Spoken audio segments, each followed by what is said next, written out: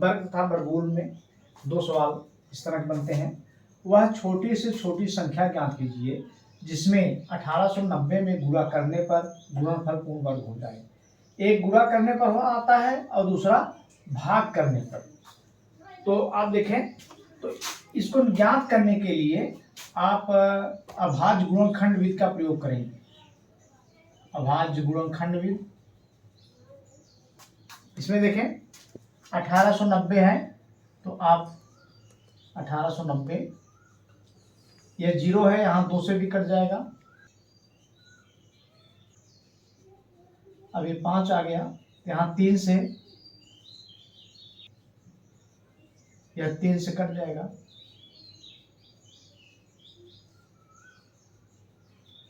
इसका गुणनखंड हुआ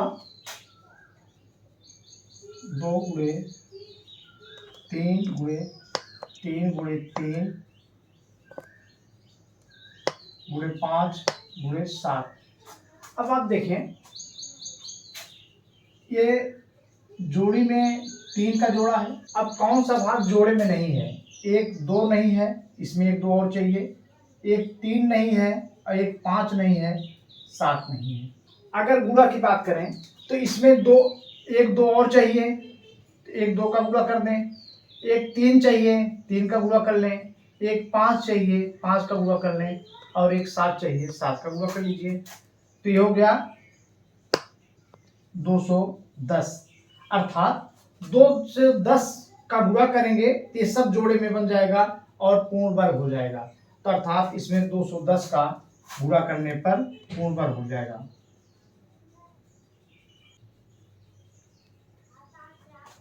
इसी सवाल में अगर हम देखें कि किससे भाग दे दें, इसी सवाल को हम भाग में भी लगाते हैं, किससे भाग दे दें कि पूर्ण वर्ग बन जाए, छोटी से छोटी संख्या। तो भाग देने के लिए आप देखें, अगर इन्हीं संख्याओं से जो आया है, अगर इससे भाग दे दें तो ये संख्याएं इसमें से हट जाएंगी। 2 3 5 7 इससे भाग दे दें, यानी 210 से भाग दे दें 1890 में, तो वह पूर्ण वर्ग बन जाएगा। इस तरह से दोनों सवाल हल किए जा सकते हैं और यह गुणनखंड, अभाज्य गुणनखंड विधि से हल किया जाएगा। इस वर्ग और वर्गमूल में 2 सवाल इस तरह से भी आते हैं। वह छोटी से छोटी प्राकृतिक संख्या ज्ञात कीजिए जो 1,94,491 में से घटाने पर शेष फल पूर्ण वर्ग हो जाए। यहाँ घटाने और दूसरा सवाल बनता है जोड़ने पर। तो आप इसको देखें, घटाने वाला पहले हम करते हैं, घटाने पर कैसे किया जाए। तो ऐसी स्थिति में भाग विधि से हम वर्गमूल निकालेंगे। वर्गमूल निकालते हैं और यहाँ देखें, शेष प्रक्रिया वर्गमूल निकालने की है, जैसा आप पहले से निकालते हैं।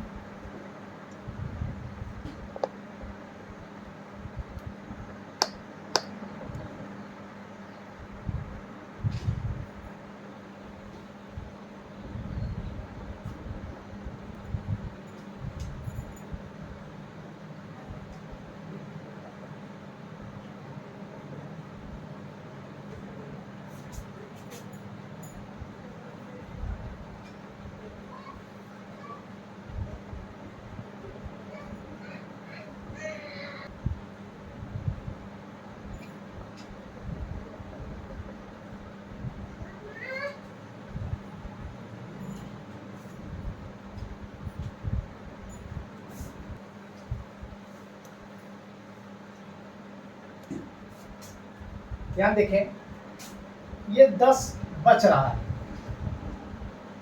अगर ये 10 घटा दिया जाए तो यह पूरा पूर्ण वर्ग हो जाए। तो ऐसी स्थिति में यह घटाने के लिए 10 है, 10 को घटा दिया जाए तो पूर्ण वर्ग हो जाएगा।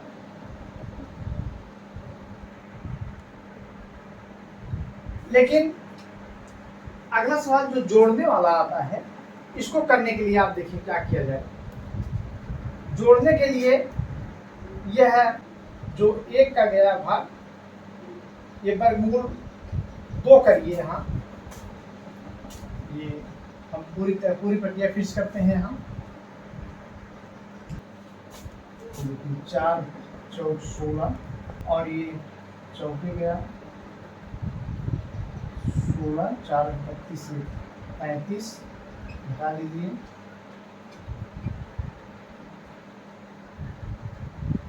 उत्तर आया 91। 4 इसमें जोड़ दिया जाए, यहाँ 1 न ले जाकर के अगली बार ले जाएं, इससे जो बड़ा होगा यानी 2 ले जाइए, तो कितना होगा 2। अगला हम ले जाएंगे 2 दूनी 4, 2 8 16 और 2 8 16 1 17।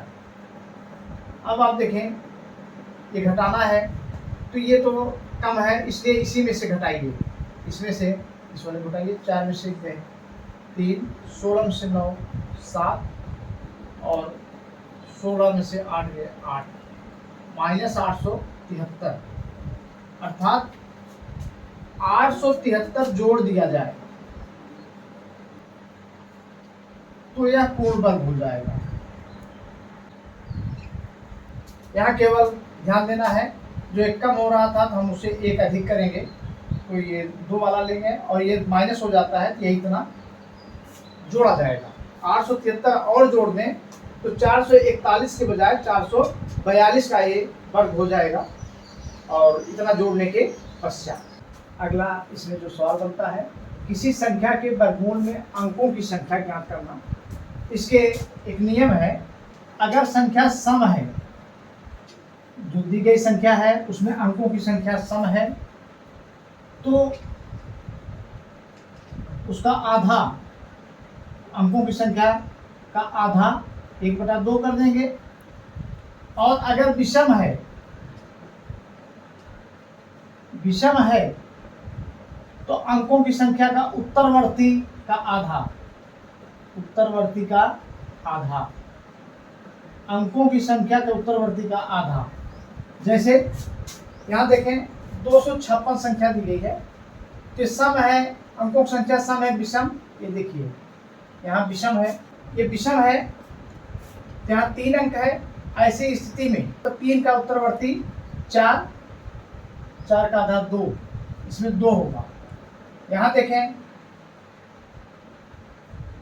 ये सम है और यहाँ 1 2 3 4 है, तो 4 का आधा 2, इसमें भी 2 होगा।